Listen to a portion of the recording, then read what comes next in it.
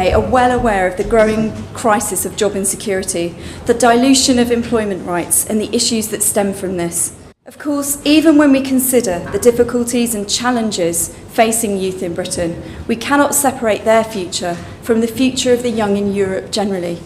The UK's decision to withdraw from the European Union has left a number of questions regarding employment rights, economic stability and much more.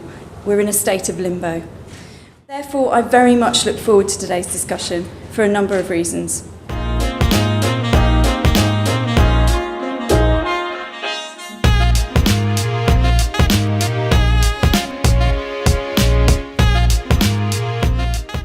This really exciting but also upsetting, I find, and I'm a researcher and I've been doing it for years, topic of youth poverty, youth experience and what's happening to young people in Europe now.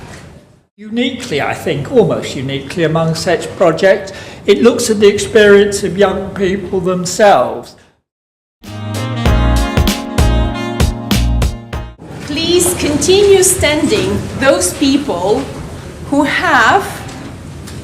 know at least one person among friends or relative who was ever unemployed between the ages of 16 and 35. But just keep standing if you had. Okay. I didn't expect that, but that just shows how big the problem it is.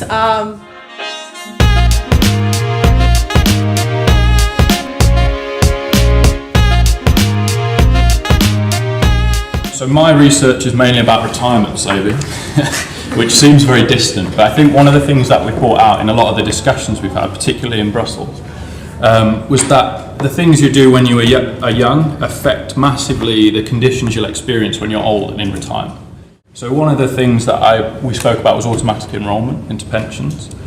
So a lot of young people, if you're unemployed, you're not contributing to a pension, you're going to have less money to fund your retirement. And I think those sorts of policy relevant issues that aren't immediately obvious are the most interesting part of this project. It brings out things that affect young people that you might think on the surface wouldn't. So another example would be increasing the state pension age. That seems so far into the future, but if these people are working longer, there's fewer jobs for those young people. It's those sorts of issues that I think are most interesting.